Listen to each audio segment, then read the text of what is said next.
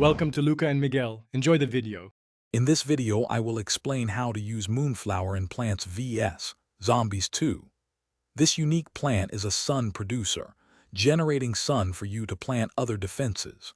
Crucially, it also radiates a special glow that powers up any shadow plants placed next to it. For optimal performance, try to integrate Moonflower into your strategy, especially in levels with dark tiles or where shadow plants are effective. Moonflower's primary strength lies in its ability to empower shadow plants. When a shadow plant is adjacent to Moonflower, it gains enhanced abilities, such as increased damage or extended range. For example, a powered dusk lobber can attack 3 lanes instead of 1.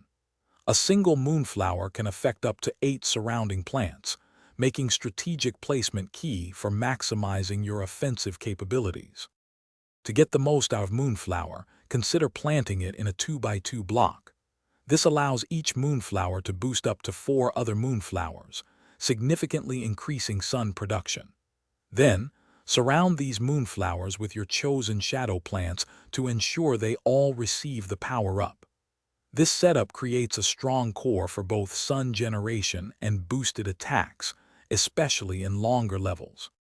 For advanced play, Moonflower pairs exceptionally well with Dusk Lobber, creating powerful area of effect damage.